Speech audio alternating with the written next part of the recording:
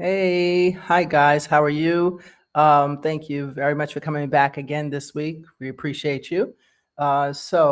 This week, what no one will tell you, no one tells you about survival is pretty much the theme we're going with. It's a pretty heavy topic we're talking about, so just a little trigger warning, not much, but just a trigger warning just in case, sensitive topic, because we are talking about children and abuse.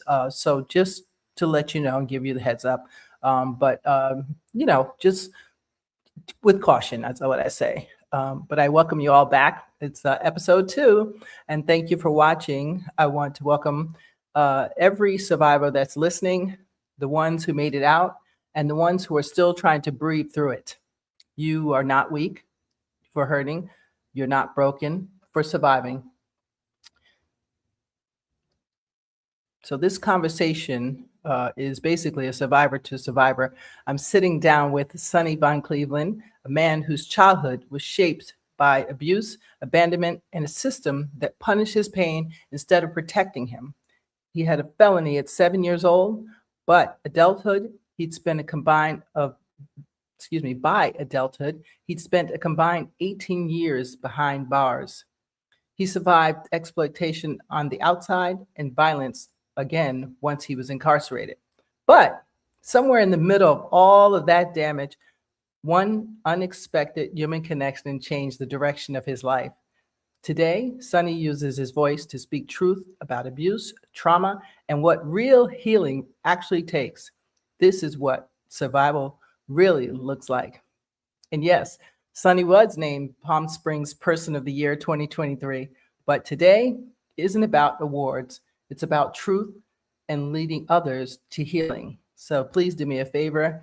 I would like for you to give me a big, warm welcome for Sonny. Let's see if I can find my thing here. Okay, so please give a round of applause for Sonny Von Cleveland. Hey, hi. Hi. How are you? I love it. I love the applause. Thank you. That was such a nice, warm welcome and intro. Thank you so much. I appreciate you so much for having me. Oh, thank you. We appreciate you for coming. We got people here already. Let's see. We'll do that. Okay. So I think I'm commenting on YouTube here. I connected my YouTube. I don't know how to say this name, but it looks like it's Joe. Yes, with DJ Joe. Hey, Joe. DJ Joe. Yes. Hey. How are you? Hi. Yes, I see you there. Oh, you're Tony commenting too. Roberts. That's you. Good. Oh, so you're commenting. Okay, good. No one ever uses that. I'm in there. Great. Hey, Tony. Tony, how are you, my friend? Yeah, so that's great. I appreciate you taking the time. I know you're busy, so I will not try to keep you past what I said, okay? And you can get on me if I do. So before, well, we'll get right into it. So before the labels, before arrest, before prison, what was life really like for you as a child when nobody was paying attention or keeping you safe? My childhood was really rough. I mean, I try to do my best to go back and just kind of recall and remember the good times, because I don't like to, the more that we allow ourselves to bask in the past, the more that it affects our current and our future. So I grew up in a small town in Michigan, a very small one-horse town, as it were. We had, one restaurant, a couple gas stations, and a grocery store, and a lake, and that was about it. And it's all cow farms and forest. But it's one of the hottest predator spots in the United States for pedophiles. And my life was, starting at the age of 3 until I was, 12 years old, I was trafficked by my mother to multiple men, 7 men in total. And so 3-4 times a week, I'm being raped.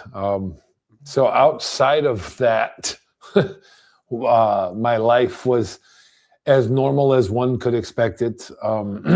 I was horribly abused in school because of it, as a result of being abused by these men most of my life. Mm, It became commonplace for me. I was a very extroverted child right. that became very introverted because of the abuse. So I wanted to be very much liked and likable and in the spotlight, as so to speak, and have friends. But because of the abuse, I became very introverted and did everything that I could to be an unlikable child. I Mm, tried to do what I could to defer attention away from me. I had very bad hygiene. I didn't shower very often. I developed poor habits because I thought if I was the smelly kid, nobody would want to touch me. They would stay away from me. mm, And the unfortunate circumstances of that was that I became a target for bullies in school. And right. so I would go to school and it was hell there. So I was beat up all the time. I was bullied really badly. And then I would come home and we're either going to one of my abusers' homes or one of the abusers are coming to my home. And my mother was very often not home, or if she was home, she was intoxicated or on drugs. And that just opened up the floodgates for the predators to be able to abuse me. And so that was the majority of my life. The majority of my life was the abuse. And it got to the point where you learn to normalize the behavior. Right. Because again, if you can imagine doing something 3 or 4 times a week, every week for 9 years of your life, that's a habit, right? Like that becomes normal to you. Yeah. And so I learned to live with the pain, live with the abuse and the trauma, and try as best I could Mhm. to navigate through that, which often led to a lot of solitude, loneliness, playing in the woods by myself. As a kid, I had a lot of imaginary friends. I dove very deeply into video games and music. Music was always an escape for me because it allowed me to escape the moment of the trauma and the pain that I was in and kind of take myself somewhere else. So that Mm. was pretty much my childhood, most of my life. Do you think there was anything that could have, like looking back, anything that could have, in hindsight, like what could have protected you? Like, even though, like, because, my mom was an addict as well. So I understand your child, you have no control over that whatsoever. Yeah. It's the most vulnerable space you could possibly be in as a child, because there is no one saying, we're going to take the child away and we're going to make sure they're safe, grandma, auntie, somebody. And sometimes that can be even worse. So I get that. But as a kid, if you could go back and talk to your kid's self right now, is there anything you can think of, or anyone that you could have trusted maybe, or that you could have maybe said something to? No, so I tried in my own way to protect myself as well. And this is the unfortunate thing. I just went back in July. Uh-huh. I think it was July and August, somewhere in there. Shooting a documentary around the entire United States. You can find it on my YouTube channel. It's called Conversations of Redemption, named after the subtitle of my book. I drove 10,000 plus miles over a 2-month period with my dog. I put my dog in the car and just traveled the country. And my hometown was one of the stops on this. And going back into that area and seeing it, most of these kids, there is no outlet for these kids. Okay. They don't have, like, there's like 5 cops throughout the whole county. Like there's not not a lot of police oversight. And the abusers are often people that are in trusted positions of authority. So often we're talking about teachers, we're talking about coaches, we're talking about pastors and people that are in a position of authority. And so the child is terrified to begin with, and then speaking up only heightens that fear because there's really no escape. Like there's nowhere to go. Like you're talking about a child that's 15 miles from the nearest civilization. Right. And once you get to that civilization, there's nobody to go to, right? Like if you tell the police, they're gonna, and I know this from firsthand experience. I was arrested at 7 years old in 1988 for breaking into a church. Right. And I thought that this was going to be my safe haven. They put me on probation and all the abuse stopped. And then when I got off probation, the abuse started again. And so Right. I went and got in trouble again, and then back on probation, and that became my life. My life was abuse, probation, safety. And so that learning that behavior type establishes a mindset where it stopped being about protecting myself, and now I just get into trouble because that pain is a pain that I'm capable of dealing with and comfortable. There's almost a level of accountability for the pain that I'm causing, because like I am the one that's causing this and I'm getting into trouble because of this, because that's what I feel like my self-worth is. That's where I feel that I'm valued in this world. I'm a bad kid. I'm a horrible kid. This is why all this abuse is happening to me. And so I'm just going to keep getting into trouble. But they never took me away. They never put me into juvenile hall because my crimes were never nothing over, there was no violence. I didn't hurt people. Right. I stole things, or I broke into things.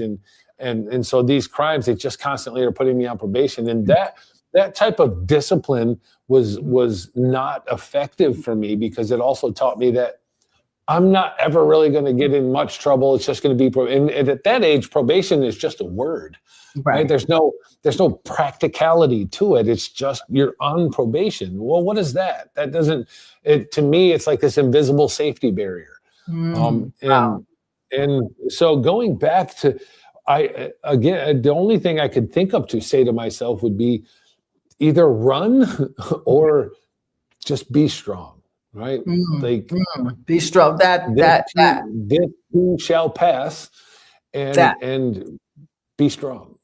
That this too shall pass. I'm gonna take that for 500, because people often say, "How did you survive that? How did you get through that?" And I said, "I don't know. It was like something other than me was protecting my mind, because like I know my body was." The reality is, everybody is a survivor, right? Like we're all survivors. Everybody has been through. So surviving doesn't change the game, right? Surviving is just dealing with it and staying alive. It's what you do after survival that is really going to determine how your life looks and how the people that come into your sphere, what they take away from that interaction with you, right? Yes. So that's what took me so long to develop, was the sense of what do I do with this pain and this trauma that I'm enduring, right?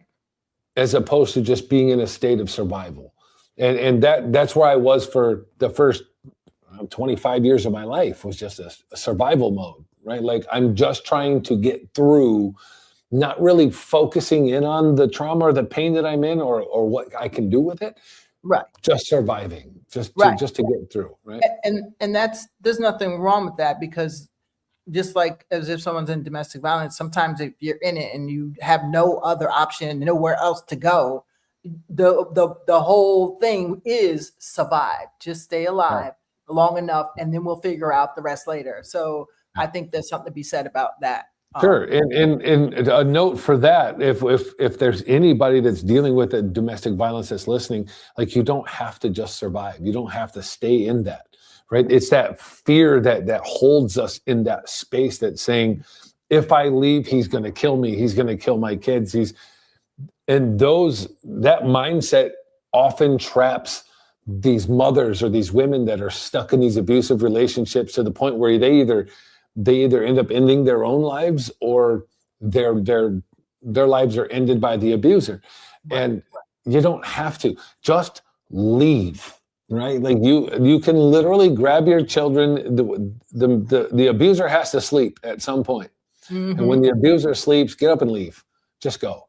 Right. And I don't want a blanket statement that, because I know that there are also circumstances where doors are locked, or the ability to leave. And in those special circumstances, be strong. This too shall pass. Don't give up.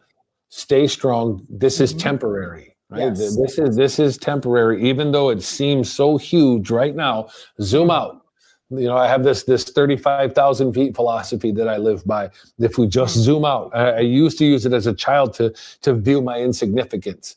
And I would see that I'm just this small little insignificant speck in the earth, and I don't deserve to be rescued. I don't deserve to be saved. I don't deserve to be healed.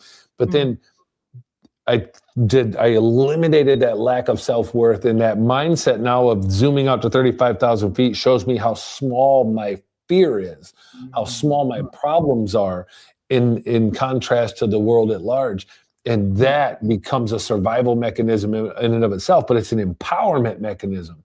It Yes. shows me that this problem might seem this big right now, Right. but if Right. I zoom out, it's not that big. And if I just stay strong, stay the course, Mm. I'm gonna make it. This too shall pass. That's a good way to look at it. A very good way. Someone told me once, write down all your problems that you ever had, including the abuse. Write it down, every detail, and write down the good things that happened. And I ran out of paper for all the good things, and there was only like 2 bad things. Well, 3 if you couldn't abandon it as a foster child. 3. So and he was like, look at that, focus on that. And I was like, wow, I never even thought of that. It's a microcosm of my whole life. It's not even the whole life, we think it is Yeah. because we're in it, right? But if you focus like that, wow, that can actually change the game, because it is about surviving first. Thriving can come later if you survive. But if you survive and you have breath in your life, there's a divine purpose on you, divine purpose. So thank you for that. And I'm a big fan of the Stoics, right? And Marcus Aurelius famously quoted, everything that goes into the fire becomes fuel for the fire, which is to say that everything that we endure in our life becomes the foundation upon which we can build our personal strength and empowerment, and understand that everything that comes at us is there for a lesson. It's there for a reason. It's there by design. And it doesn't always make sense. It's not always fair. It's not always fun. It can hurt, and sometimes it's painful, but it's part of the process of life. Yes. And when we learn to eliminate the comparative nature of our minds, where we look at other people that might have it better and say, well, it's unfair that I have to live this life, and this person got a silver spoon in their mouth and got to walk through life. While it may look optically like they have the upper hand or the advantage in life, understand that your pain and your scars and the trauma you walk through make your life significant. Right? These things are what heal people, are what inspire other people to know the boundaries of what they can endure and know what they're capable of living through and getting through. Right. And that you don't have to give up. The suicide rate is so astronomically off the charts, especially for men. Right? Like I think it's every 7 seconds a man in the world takes themselves out, and that's such a horrible statistic when we think about it. But we're seeing a lot now. These younger kids are ending their lives at 13, 14, 15 years old. I know. Because they just feel trapped. They feel like there's no way out. And survival, right? You just have to learn this is going to pass. It's so temporary. And that what you're enduring can be turned into empowerment and will make your life so much better, but also will inspire someone else and help somebody else in their life.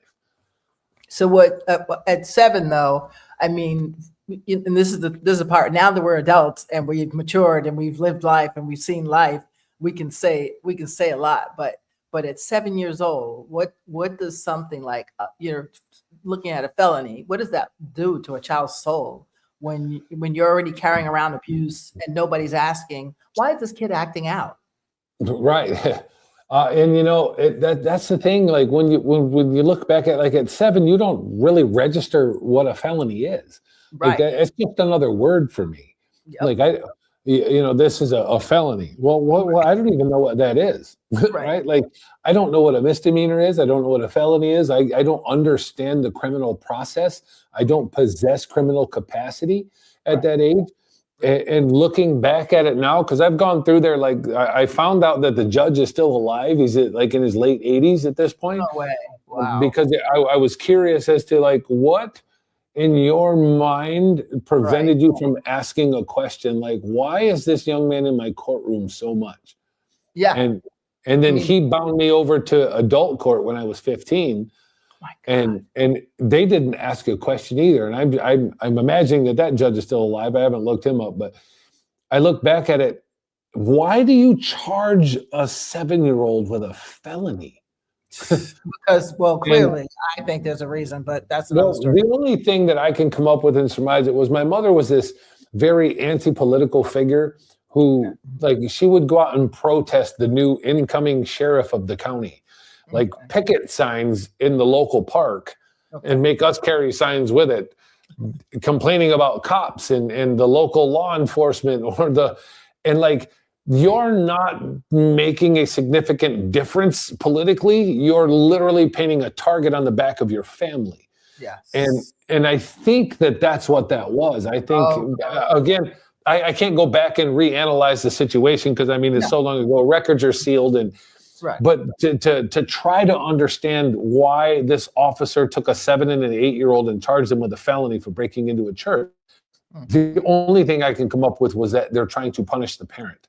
Because when you're Right. 7, 8, 9, 10, 11 years old and you're a minor and you're in the ward of the court, the parents are the ones that are really paying the price. Because Right. you have to pay my fines. You have to take me for my probation hearings. It's the parent that is the one that's being punished the most. Yeah. And I think that that's what that was. I think they saw an end to punish my mother because of her political aspirations. Mm. And knowing that my mother's a drug addict and an alcoholic, right? She's not somebody Right. that's going to elevate this to a Senate level or a legislative level. This Right. is just somebody who's just raising a funk locally for whatever narcissistic reason you want for your dopamine hit. And Well, so the child is the one that ends up being punished for that, right? yeah, I believe there's something more to that. But I hope you try to get them in your documentary or a judge and figure out why would they have a 7-year-old. Like, the first thing I would be asking is, why does this kid keep doing this? Like, that's the first thing I would ask, because something is wrong. No 7-year-old wants to go around robbing churches. Like, that's not.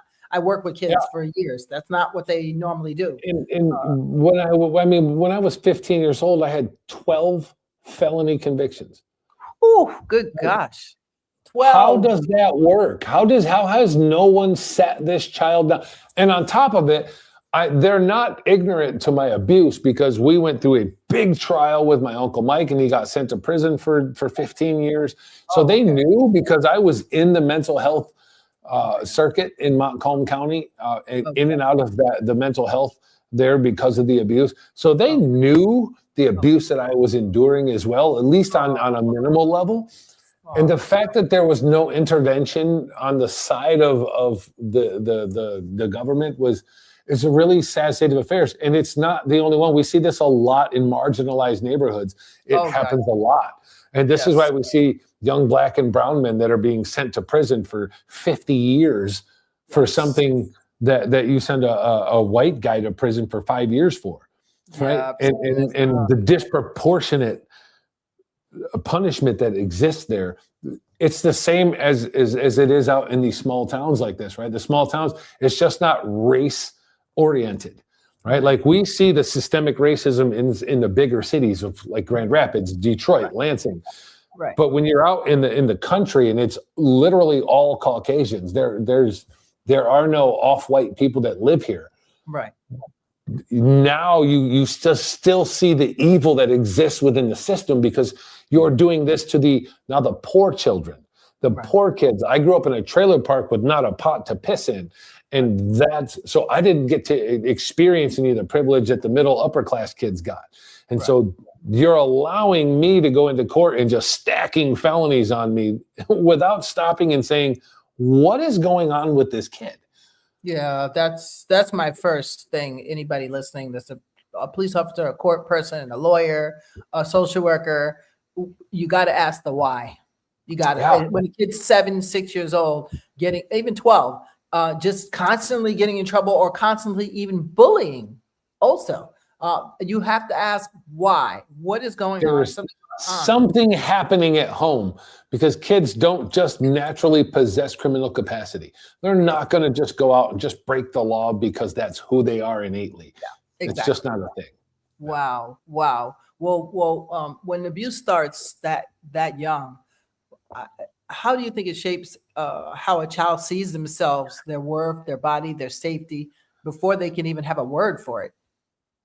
Yeah, it diminishes that So a child doesn't know how to reconcile that type of emotional abuse in their minds because, I mean, they're uneducated, right? They have no life experience. So they're not able to sit back and analyze internally and emotionally what's happening.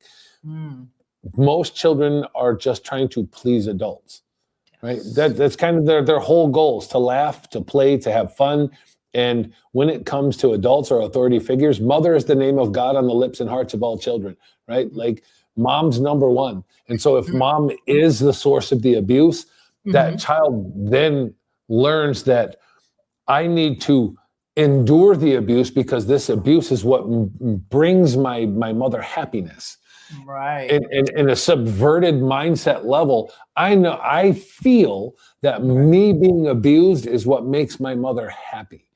And so I'm just going to endure the abuse, even though I don't like it. I know it hurts. It's painful to me.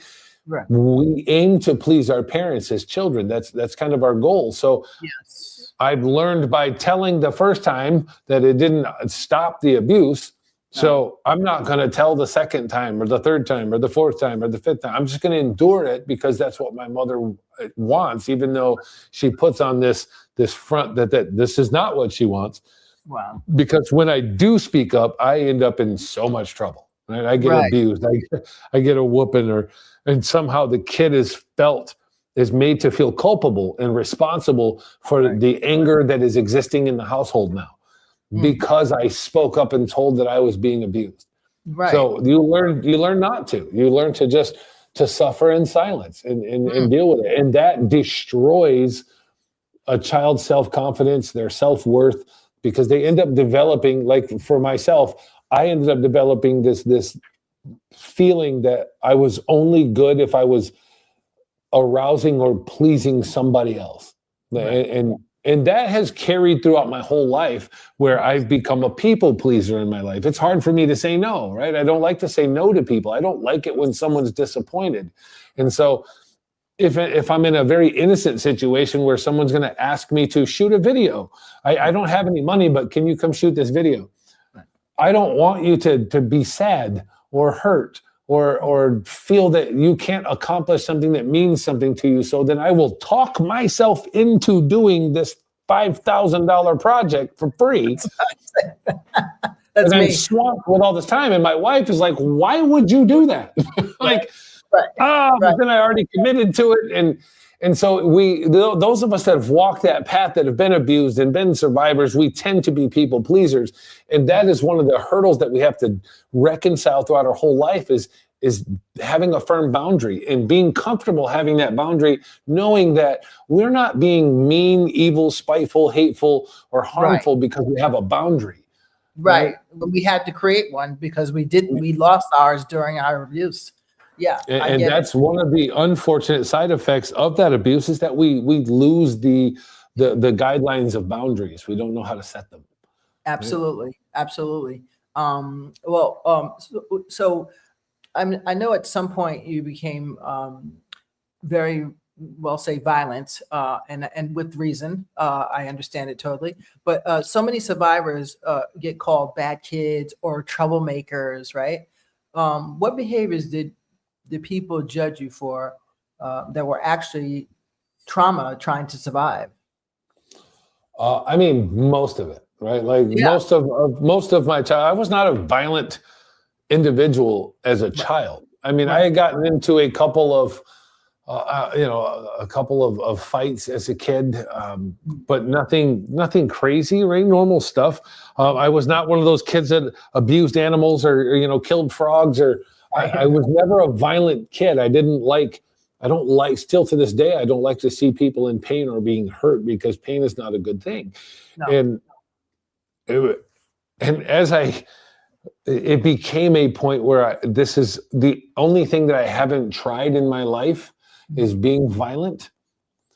And so when I tried it, and it put up this aura of badassery and protection, where I now have respect, and I then fell into the violence big time, because this is the one gap that I'm missing in my life, where I feel safe and protected and whole as a human being. And every time I'm now engaging in violence, I'm seen, I'm respected. And for me, that translates into self-worth. And so even though the people that are giving me that sense of self-worth are bad people, Right. it's something that I've lacked my whole life. I haven't had this sense of self-worth. So the violence for me, now it just becomes a source of self-worth. And you see that in a lot of people that, I don't know, that dig into a career that you don't understand. Like, why does this guy analyze tree bark scientifically for a living? Right. You don't understand it, but this is what brings this person a sense of accomplishment and self-worth. And so when a child that's being abused leans into something, a lot of the times we see like it's music or it's some type of performance. Art. Yeah. We see a lot of art, a lot of actors, a lot of creatives that come out of abuse because this is where they find self-worth. I just happen to find it on the other end of a knife in prison. And that led me down this very dark path of gangs and violence for a very long time. And it's very hard to break out of that because when you remove that, cognizantly, I know that this is not acceptable behavior. I can't run around robbing people, stabbing people, causing harm and hurting people. But then I'm left empty. I'm left without this feeling of self-worth. I'm back to being this abused, introverted kid with no self-worth. How do I fill that gap? And that's where the stumbling block comes in. We see this behavior a lot in addicts, right? Like addicts or alcoholics that will get clean and then fall off again because that addiction gave them something intrinsic that was missing. And so when you remove that, it can be very difficult to try to find that self-worth again, right? And outside of whatever behavior it is that this is causing this problem. And so I don't know if that was actually on point with your question. Yes, no, that was right. That was right. That was perfect. That was perfect. Do you think? I mean, it took me 30 years of therapy, but do you think when we come to these conclusions, therapy is probably the first thing to seek out? I would think. I have and I've said this on podcasts several times. I'm not the biggest fan of therapy. Therapy for me as a child with mental health was very triggering. Like, you want me to take a doll and show you with this doll what happened to me, and that for me is very triggering. Okay. Yeah. So as a child, it didn't work, and then as an adult in prison, I went several times to a therapist. And it could just be me because I'm a very analytical person, and I'm very emotionally aware of myself. Right. And so going into therapy, for me, it always ended up just kind of being like schooling. Like as I'm sitting down talking with a therapist, you're prodding me to ask me about my life so that you can make an assessment of my psychological state of mind. But what qualifies you to do that? Right. And that's my first thing. And my first thing is, you went to a college and you read something that another therapist wrote 500 years ago, and you think that is somehow relevant to my unique situation. I don't think that you're qualified to help me in this situation. Even though you may have all these tools that a book taught you, put me in the room with somebody that's been through the ringer, and I'll talk to that person. Right. And so for me, therapy never did anything except rehash. And they're going to tell you that, well, that's the point. We need to talk about these emotions. And I do agree.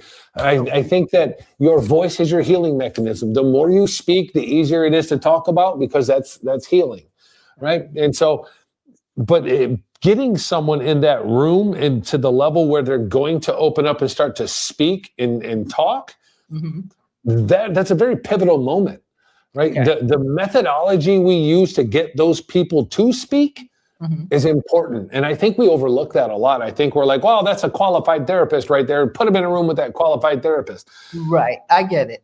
But I get it. I I mostly agree with you in that when I first started, I was going because I was part of, if you're a foster kid, you have to go to therapy. Like there's no way around it. So even when I lived in the group homes, wherever I lived, you had to go. So that wasn't therapeutic because like you said, so tell me about this. So tell me about this. And I used to have a joke. I can out therapy the therapist, out therapize. I made some word up and they would laugh at me. And I was like, so, and I would sit with my paper and tell them, this is what you're going to tell me. This is what you're going to say.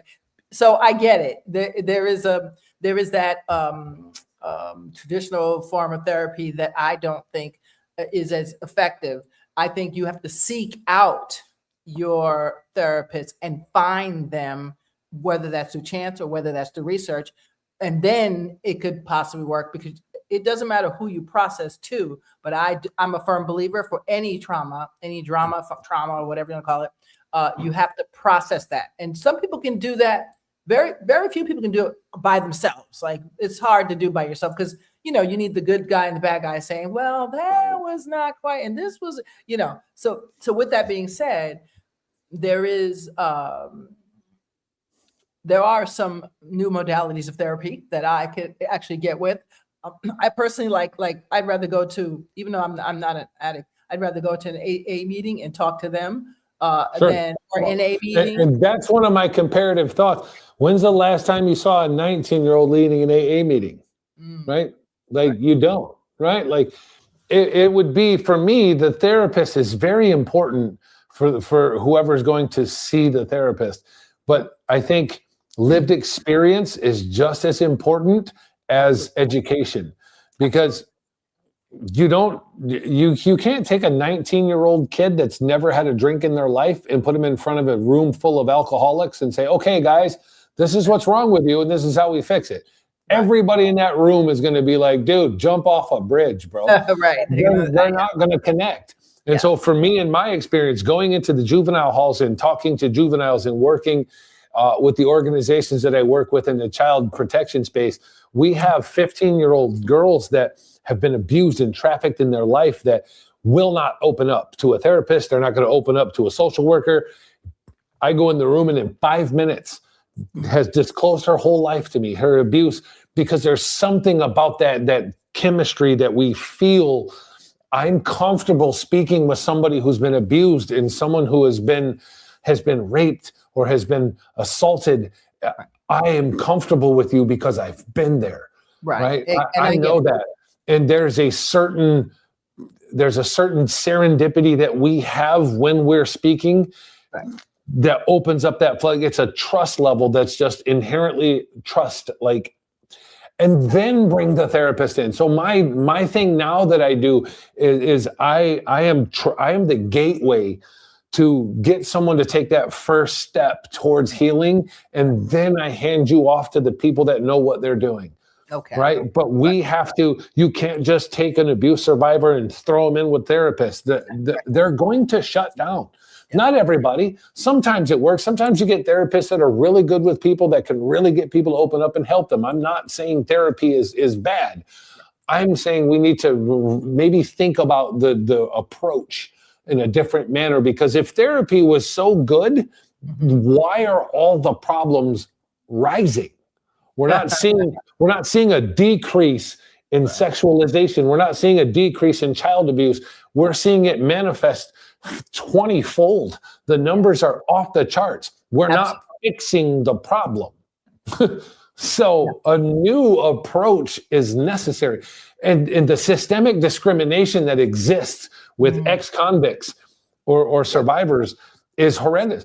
If I walked into a therapy practice and said, I want to be a therapist, they're going to laugh at me and shut the door in my face. You got 35 felonies, spent half your life, not a chance. I will help more people than 99% of therapists just because of my lived experience. Now, if you give me the tools and the education to help them, now we're talking. Now we're talking healing, right? But this discrimination exists and we call it the Department of Corrections. We call it rehabilitation. You go in there and you pay your debt to society. But is that how we see it? No. Then why is it so hard for an ex-convict to get a job, to get a house, to get a car, to do anything once they get out and they have paid their debt to society, they should be seen just like any other citizen on the planet because they paid their debt. They have made up for their mistake. But we don't get that. We don't get that. You cannot walk in the door and be a certified board therapist because you have felonies. Yeah. That doesn't make sense. No, it doesn't. But speaking of which, in jail, I read something, and this is my question off the record. I read something that when you got out, for you to get out early or something like that, you had to counsel pedophiles. Is that right? Close. So I was sentenced to 5 years in solitary confinement for a very brutal assault, and this is where I met my mentor.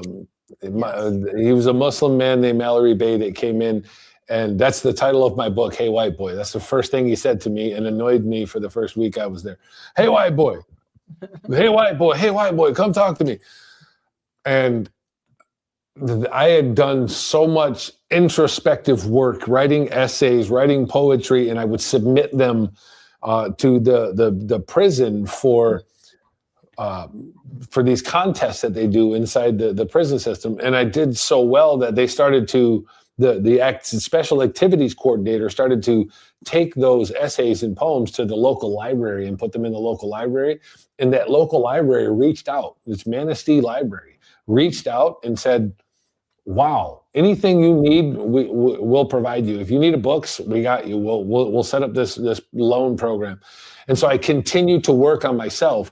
And they came with this new program called Thinking for a Change in the Michigan Department of Corrections and said, we want inmates to teach this program.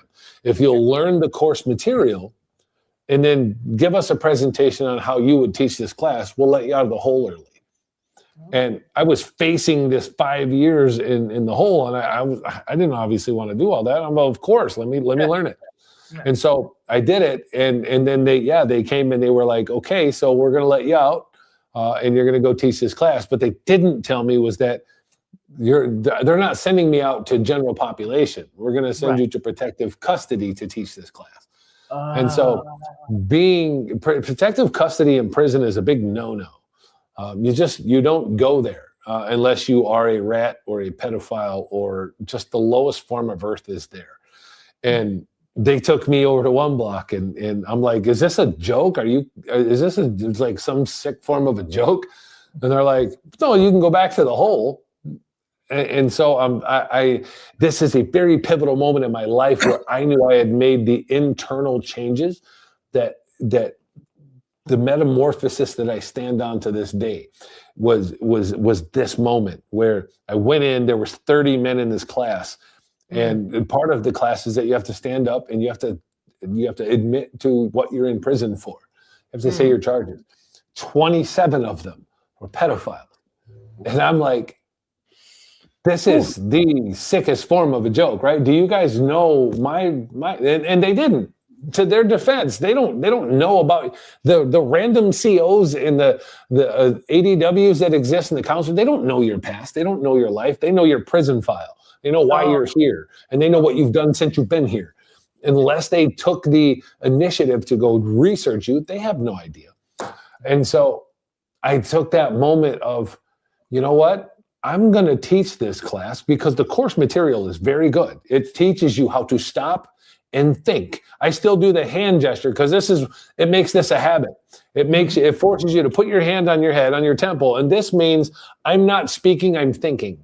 Okay. And so now I'm thinking out loud. What I'm actually saying, you're not hearing, I'm just thinking it. Right. But I'm allowed to be vulnerable in this class with my thoughts, and I can just think it, and I don't have to fear repercussions. So I can sit here and say, I hate that CO. I want to kill him. I hate his face. I want to rip his face off and beat him with a hammer. Right. And you can't get in trouble because I'm not saying it, I'm thinking it. Right. And so I saw this as an opportunity to teach the men that abuse children. What happens to those children?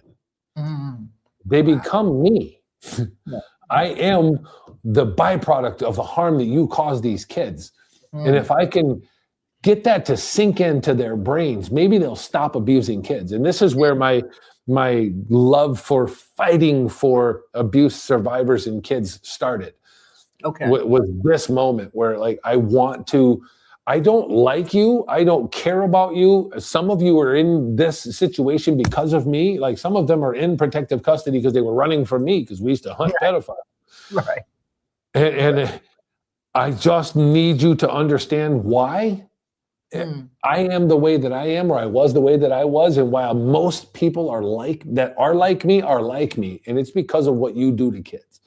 You don't have to do that. So there are a small group of a small percentage of pedophiles in this world that have never harmed a child. They've never touched a child. They've never looked at CSAM material. They've never done anything outside of they've never done anything wrong. They So know that they label. How'd they get the label? Because they're attracted to children. They know that they have it. Okay. The problem is they don't have an outlet to deal with that. You can't walk into a social office or a therapist and say, hey, man, I really want to have sex with children. Okay. Yeah, that would be pretty awful. And they know the public stigma that comes with it. So they live a very reclusive life. But the fact that this small percentage of pedophiles exist shows us something. It proves us something. You don't have to act on that desire, right? I understand that we don't really get to choose the propensities we have. If you were to tell me today, Sonny, being attracted to women and having sex with women is illegal, I'm in trouble, right? I'm in trouble. And you tell that to anybody, to a homosexual, say it's illegal. We tried that route. It's illegal to be homosexual. You saw how well that worked. Right. We can't do that. So when you go to a pedophile and you say it's illegal for you to be attracted to children, right, they're not going to just be able to turn that switch off. No. But you don't have to act on it. And here's the difference between homosexuals, straight people, anybody else that has any other sexual proclivity in their life. They're dealing with adults. You're dealing with children. They don't have the mental capacity to consent, period. Right? Period. Hard stop. End of discussion. They don't have, even if they're 15, 16, they're not fully developed. They don't have that cognitive awareness. And I know there's a lot of 14, 15, 16-year-olds that engage in sexual behaviors with each other. That does not mean that they have the ability to consent to a grown-ass adult having sex with them. Period. Right. They don't. Absolutely. Right? Absolutely. And so that was that opportunity for me. And yeah, it got me out of the hole earlier, but it showed me the path of my life, that this is a path that I want to walk to educate people about abuse and its effects and what it does and what can we do to prevent it. Yes, right? That's the big question. How do we prevent it? So from your lived experience, where do you think predators usually gain access to children?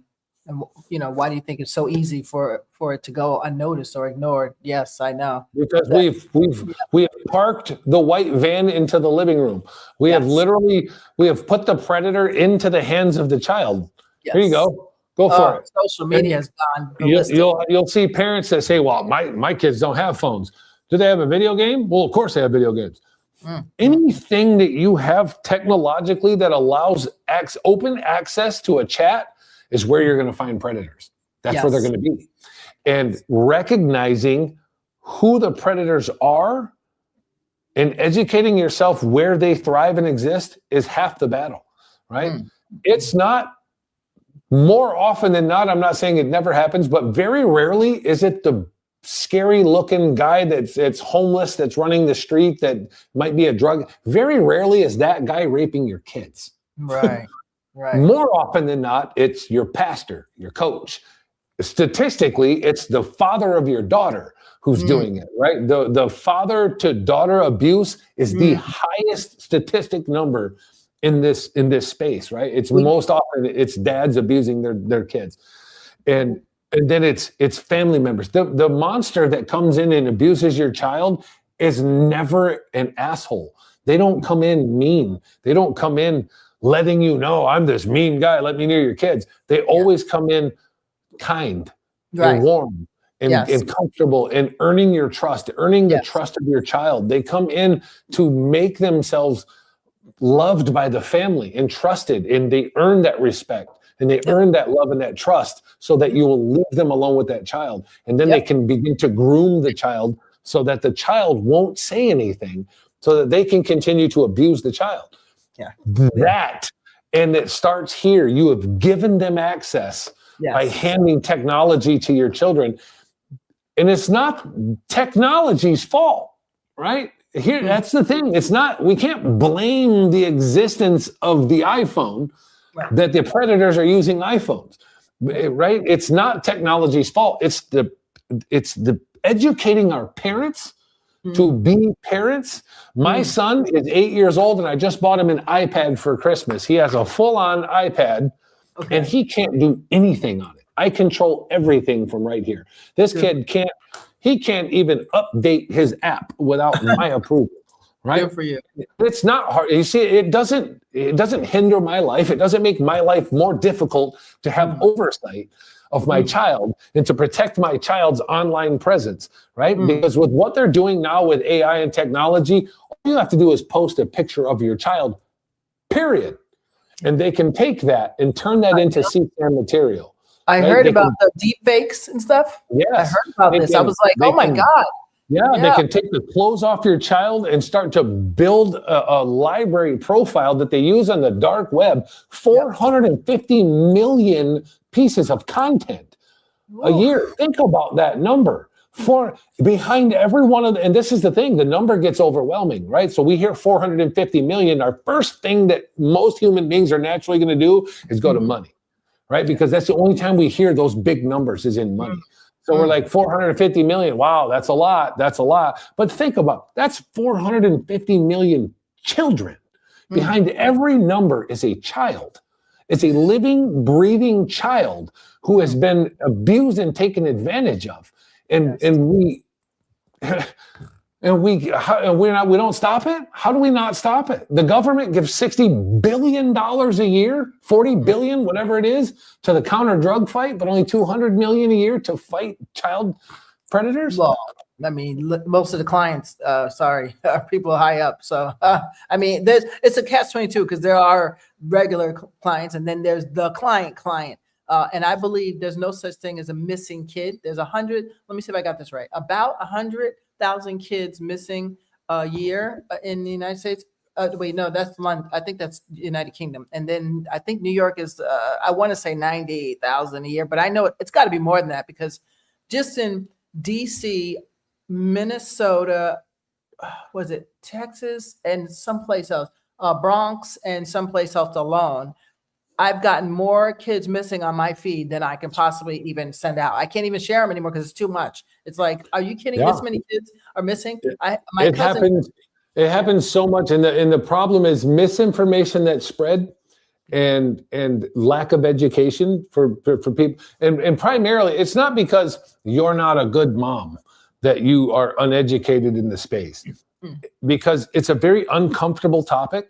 It's very difficult to go in there, and especially as a parent, to go in and see, holy crap, these kids, this is happening to these kids. But then when you see it, it's not happening in China. I mean, it is happening. Don't get me wrong. It's happening there too, but it's happening in your backyard. Yeah. It is here in small town America. It is every city, every major city in the United States, almost every small city. It's everywhere.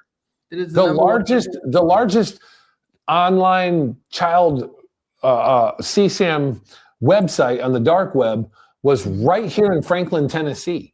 And they busted it. There's a wonderful podcast you should called Hunting Warhead. You should watch that. And it's about Benjamin Faulkner and Patrick Faulty. And these two men were running the large with over 1 million registered users. Jesus Christ. A million registered users. That's not shocking though, because when I saw that WhatsApp group, I think that had 70,000 German men who were trading pictures and information how to rape and kill their women, and I was like, who would their daughters? I was like, what? Who thinks like this? So just with that little thing, that gives you a wider spectrum. Like, whoa, and it's just crazy. I mean, It's crazy. Well, and that's why it starts with us. It starts with people that are watching. It starts with Emma. It starts with Charlene. It starts with DJ Joe. It starts with us. Right. We are the ones that have to step in and do it, because the government's not going to do it. It starts with us. It starts with us using our voices and saying, you know what? If this conversation is uncomfortable for you, imagine being the 4-year-old. If that 4-year-old can go through that and endure that, do you think you could probably sit down and have a conversation for a few minutes to maybe educate somebody? And the crazy part is you don't have to. There are organizations of dedicated men and women that are out here fighting this and battling this every day. They are killing themselves to fight this battle. Yes. Yes. You don't have to engage, but get involved. Do something. Look it up. Search it. Donate $10 a month. Donate $5 a month if you can. You don't even have to donate. Share a post.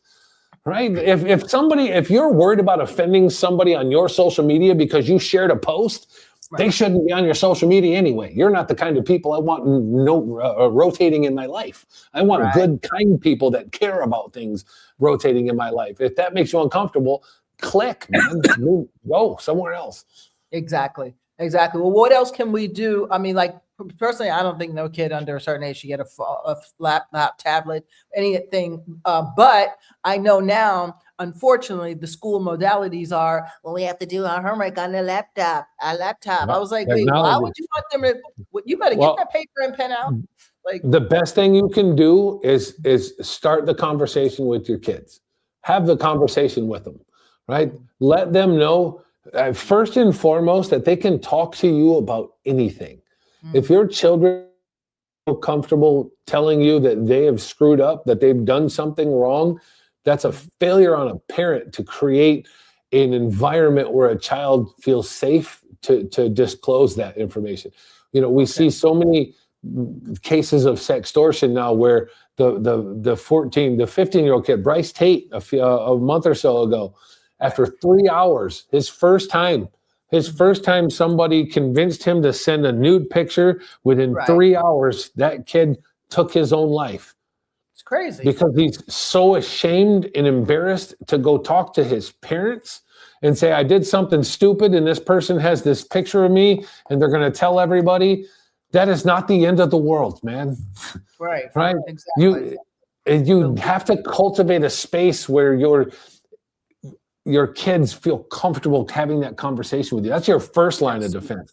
Your second line of defense is educating them about what exists online. If you don't know them, don't talk to them.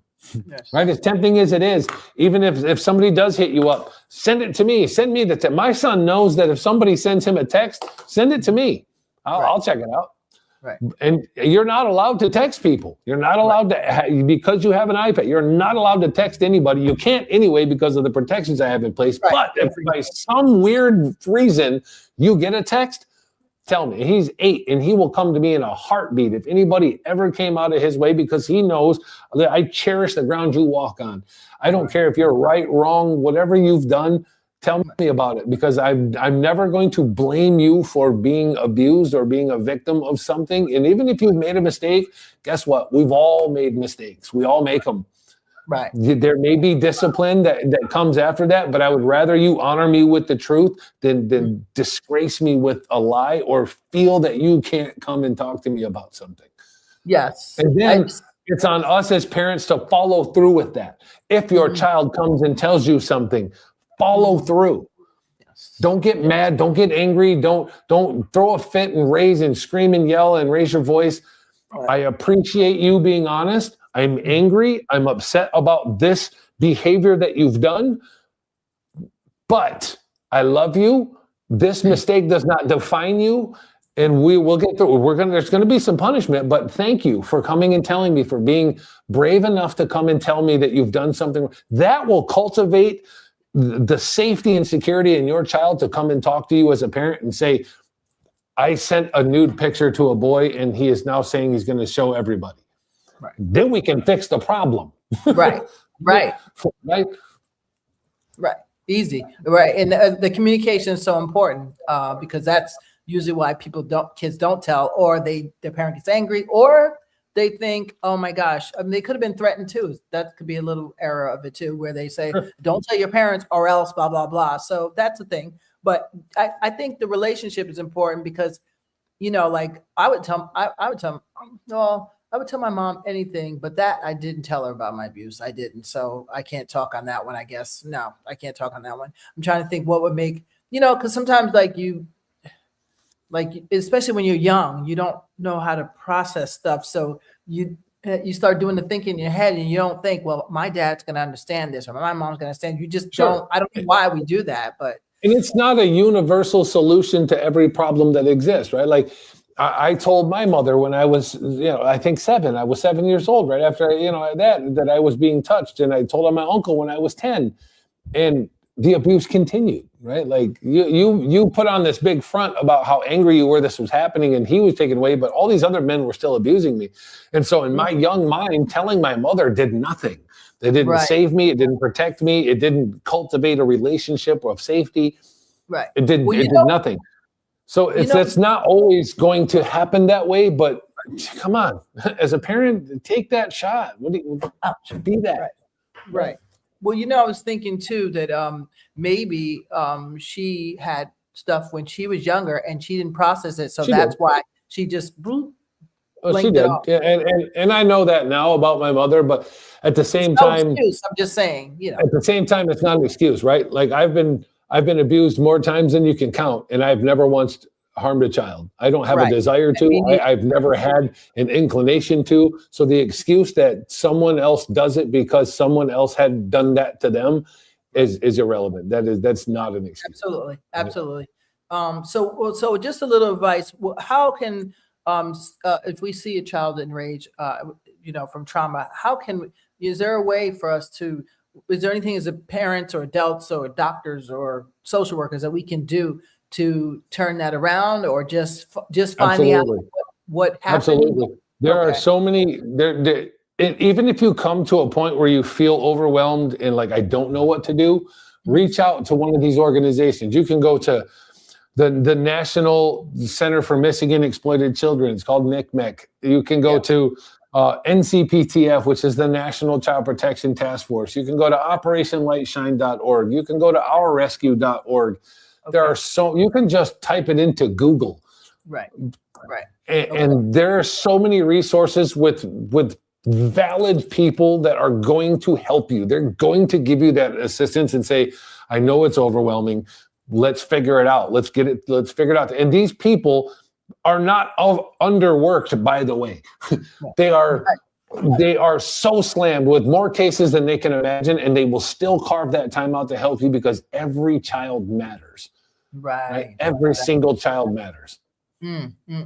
Well, every child matters is so crucial because right now I just feel bad for young people. I'm so glad my kids are grown now because I worry every second they walk out the door now because the bus stop, you can't go here, you can't do that. Social media, it's like, and then social media puts stuff in their brain that makes them think, oh, well, I see young girls now, college age girls, and they have their boobs out and they have their sexy pants, which pum shorts they call it on. And I'm like, girl, are you setting yourself up? Because they're looking for people like you right now. Like you're just saying, hey, come and get me. Like what is going on with the young?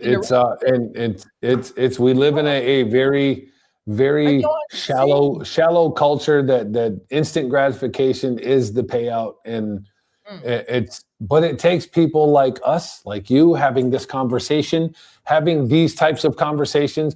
People get so caught up in numbers, right? Like I do a podcast, but I only get 20 views. Right. That's 20 human beings that watch that conversation. Yes. And maybe one of those 20 human beings just saved a child's life.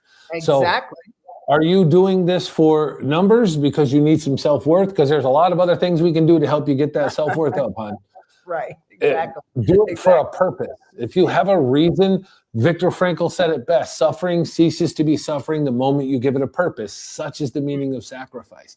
I'm not out here doing what I do. Trust me, if you can see my bank account, I'm not out here doing what I do to get Yeah, paid.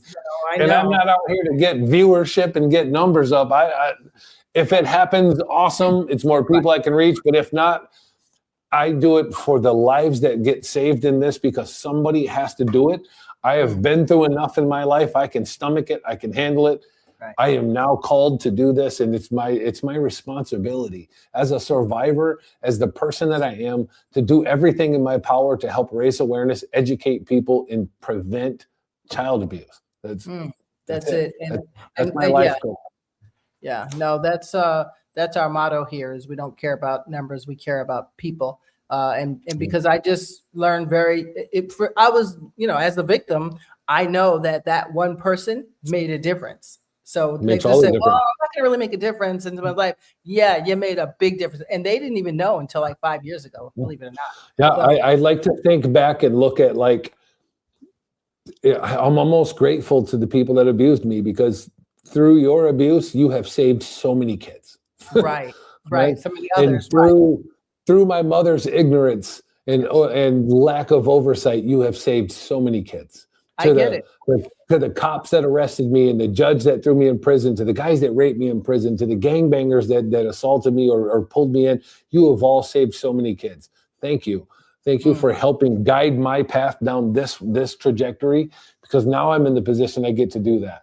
Right. And I'm so grateful to my mentor who took that time and space to talk to me. You have saved so many kids. Yes. Right. And so that's how we take that. Say it again. You were able to transform all that pain into something. You take that pain and make it purpose. Right. So I'm almost done here. For adult survivors who are listening, who are still hurting or angry or silent, what does real healing actually start with in your experience? Acceptance, and forgiveness. Forgiveness is everything. And it seems so hard because we have this very Christianized, or I wouldn't even say Christianized, I would say religiously heavy definition of what forgiveness is. Right. And forgiveness, because of Christianity and all other religions at the end of the day that have some form of forgiveness attached to it, we have correlated that forgiveness means somebody else letting me off the hook for the things that I've done. And so now when we think I need to forgive my abusers, I'm letting you off the hook for what you've done to me. That is not what forgiveness is. No. Forgiveness is literally releasing the chains that are on me and letting them go. I don't hold you accountable anymore because I don't have to. Because you don't get to live here anymore. You don't get to rent space in my mind. What you think about and focus on is what your life is going to be. Right? If you are stuck in that pain and that trauma and you refuse to forgive, you are refusing the progression of your own life. You're not, because I promise you, the abuser is not sitting there like, oh, they won't forgive me. Nope. They don't care. Nope. Right?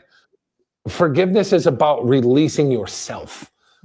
Right? Forgive them. Forgive yourself for being human and making a mistake at some point in your life. Even if it's just the fact that I wouldn't forgive people, forgive yourself for that. And start tomorrow. Start right now. Forgiving, right? And it's magic sauce. It really is magic sauce. When I forgive, because forgiving doesn't mean forgetting. It just means letting it go. It just means I no longer hold you accountable for what happened. And I have to forgive myself because I have hurt people in my own life. And I have to forgive that too, right? I have to forgive that I made mistakes. Right. And I'm only human. And I need that forgiveness just as much.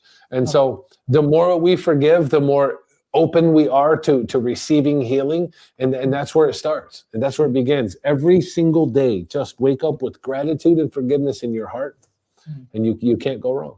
Okay. So, wow. And my last question for you, because I know you got to run, for a child listening right now, who's still maybe in the middle of abuse, what do you want them to know about themselves, their faultlessness, their right to be protected? What do you want them to know? How can we support that. They need, I want them to know that they are worthy of a great life, that the shame that you are carrying and the pain that you are enduring is not yours. You didn't ask for it, Mhm.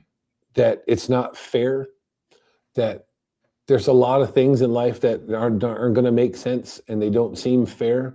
That does not prevent you from being worthy of the life of your dreams. And this will pass.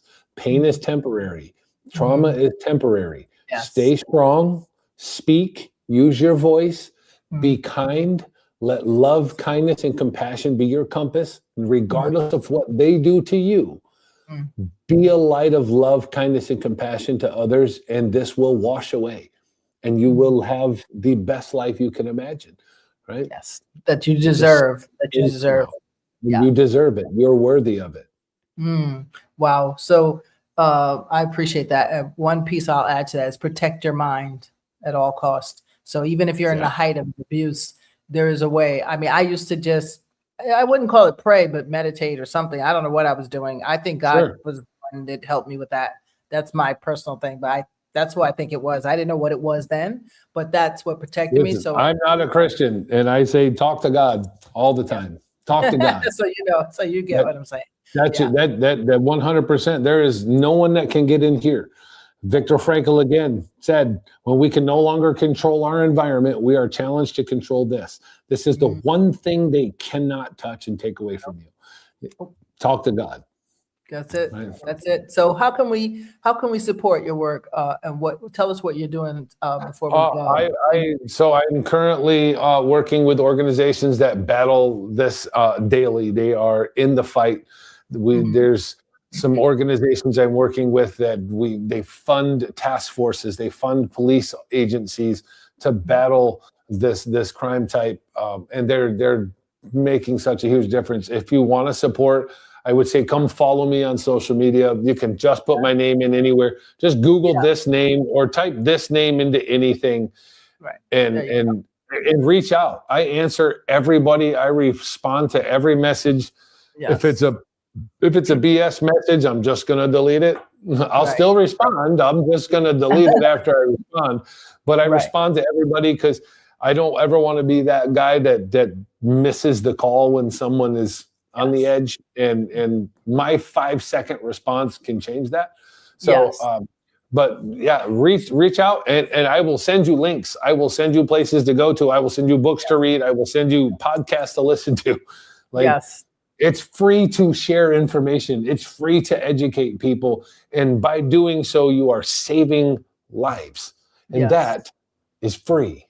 Yes, absolutely. And it's the best investment you'll ever make. Yeah, absolutely. I'm trying to look and see. You have a lot of people here. Could you see the comments there? I have. I've been reading everything. I've been seeing Emma's in there. She's been going at it. And thank you, Emma, for engaging. I appreciate you so much. You're right. Forgiveness is powerful. Yes. Absolutely. Yeah, absolutely. Yeah. So please feel free to reach out. Yes. Thank you so much. Thank you, Tanya, for having me. And again, sorry about the being late. And that's okay. No. I understand. Sometimes you're filming and it happens. I mean, when you're doing stuff and creating change in the world, sometimes you get busy. So I don't take it personal. I'm just so thankful that you're able to come because, somebody out there just needs that one little piece of information or to hear that one person who actually survived that mountain. You know what I'm saying? So I appreciate that. Absolutely. And it's worth it. It's worth us to take this little bit of time out of our lives. Yes. Somebody might hear this and we might change their life. And that is totally, if not, somebody else has listened to it and has felt seen or understanding.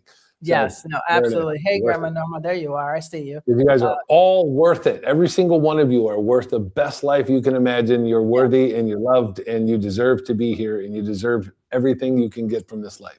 Yeah, check out his book as well. Go give this a look. Yeah, Conversations of Redemption. Check that book out for sure. So guys, I appreciate it. So Sonny, I know you've got to go. I'm just going to say goodbye to everybody. But I appreciate you and we'll talk again. Thank you. I appreciate you so much. Yes, thank you. I don't mind if you sign up. I'm just going to say goodbye to everybody. Okay, and appreciate we you so will stay in touch. We'll talk Yes, soon. please do. Please do. If I can help Okay, in any way, you know I'm here. I got you. thank you. All right, All right. bye, Thank you. everybody. All right. Say bye, guys. All right. Thank you. Thank you so much for joining us. And so, guys, if something in this episode stirred you, trust that. Okay. Your body remembers what your mouth hasn't said yet. You don't have to rush, but you don't have to carry it alone forever. Silence protects harm. Awareness saves lives. So I thank you guys so much for watching, for taking the time to watch. For all of you. Who's this out here? Emma, thank you. Joe, I see you. Grandma Norma, Tony, and I can't see who's on YouTube, so I apologize. But we appreciate you guys so much. I see Charlene. Hey, Charlene, thank you. Emma. I couldn't get everybody. Sorry, guys. I'm trying. Eric, hey, Sonny. Oh, that was you. That was Sonny, our Sonny. Let's see. Okay, so yeah, I can't see the other people on. I can't see who's on YouTube, so I apologize. But I appreciate you for watching. Take the time. Please share the video. Remember, not because we care about numbers, but we care about people, and that means that one person might get this that might have been on the brink of harming themselves or not really being fully present because of past trauma. And we want them to know that, you know what, this too shall pass, no matter what it is. There's nothing in this life that should take you out, until the maker says it's time, right? So you have to fight for your life. You have to fight for your, you have to keep courage no matter what you're going through, even if you're in the height of something right now. Whether that's abuse, any kind of trauma, domestic violence, whatever it is, you got to fight. You have to fight because you were born like out of trillions, you made it, right?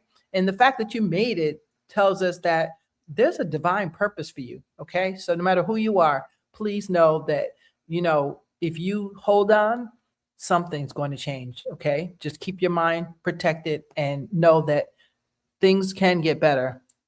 So thank you, cousin Joyce. I appreciate you. Hey, thank you, Charlene. Know that things can get better. Even if you're an adult and you were abused as a child and you never processed it, it's never too late for you to process. You join some group, therapy group. There's lots of therapy groups. What do you call those groups online? There's tons of places. If you really need the information, you inbox me. I will find a place to find that you can start the process of healing, because we carry these traumas around and then we pass them on to our kids, or we don't protect our kids and we attract the same kind of drama that we had from our childhood, which is why women, look at the wives of people like, John Wayne Gacy or one of them people. They're usually women who had fathers or mothers who were also abusive, and they never process. So if you don't process, in my opinion, anything can happen. But if you process, there is nothing that can happen that will stop you from living your life the way you were supposed to live it, the gifts that God gave you to carry out. Okay? I can't be you. You came here for another reason other than me. I can't do what you do. So we need you. That's it. All right? And I appreciate you guys. I'll be sending love out to some friends who have passed on, and I'm sending out love out to anybody who's been a victim or who is a victim. Know that this too shall pass. All right? I will see you guys next week. We got a whole new lineup for you. It'll be episode 3. Can you believe it? All right. See you next week. Bye.